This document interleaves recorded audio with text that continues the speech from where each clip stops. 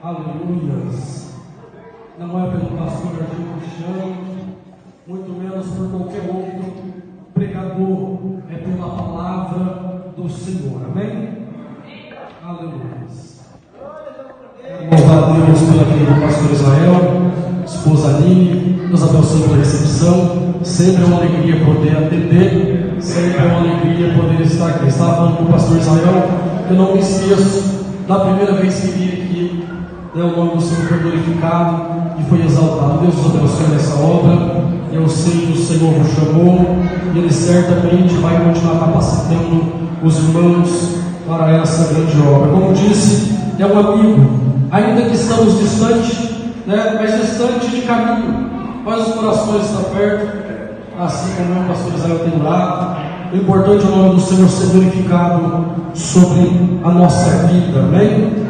Quero glorificar a Deus pela vida da minha esposa que me acompanha, meu filho João Vitor, também meu irmão Fabrício, está nos acompanhando. Deus te abençoe, Fabrício. Irmãos, aproveitando que os irmãos estão em pé, abra sua Bíblia comigo, Atos dos Apóstolos, capítulo número 2. Quantos acreditam que o Senhor tem uma palavra preparada para o nosso coração? Atos dos Apóstolos, capítulo número 2.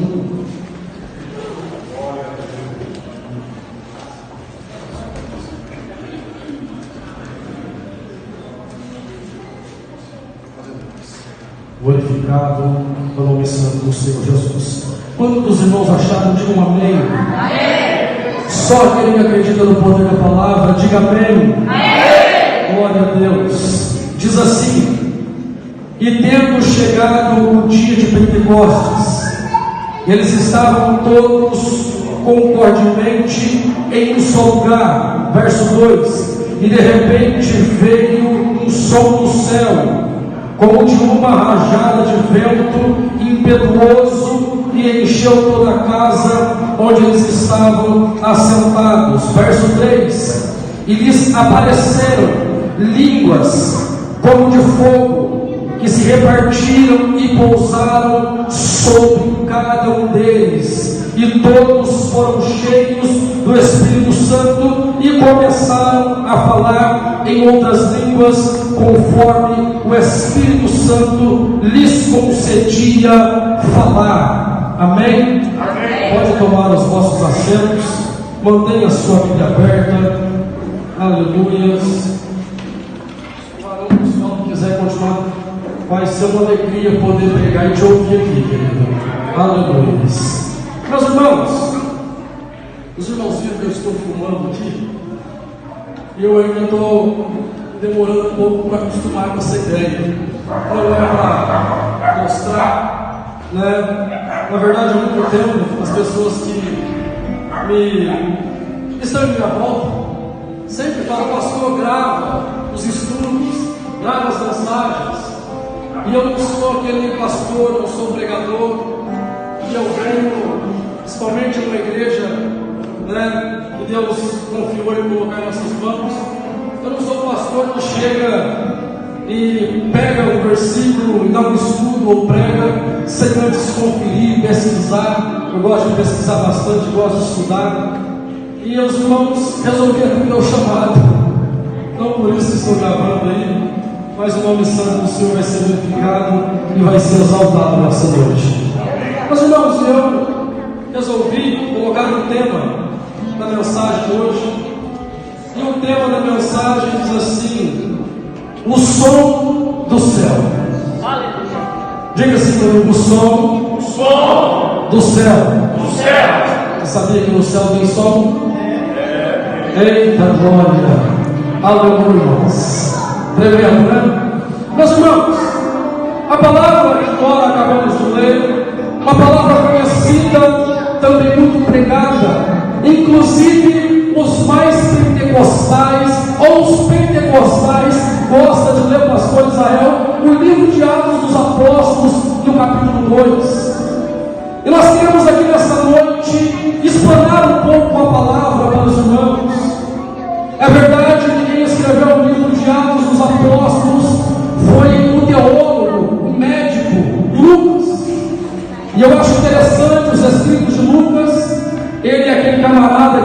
pesquisar, ele foi olhar, foi ver a fundo certos acontecimentos. E quando chega no livro de Atos dos Apóstolos, é um livro histórico. Histórico por quê? Porque ele vai contar os 30 primeiros anos da igreja primitiva na terra. Ele vai falar, e alguns historiadores, eles resolvem colocar até o nome de Atos do Espírito Santo, em vez de Atos dos Apóstolos. Porque o livro de Atos, ele enfatiza bastante o nome Espírito Santo. E é sobre isso que eu venho falar com você nessa noite, sobre o Espírito Santo de Deus. O Espírito Santo de Deus é uma dádiva, é um presente na vida do cristão. A carta aos Hebreus, no capítulo 6, no verso 8, ela vai dizer algumas coisas que acompanham a salvação.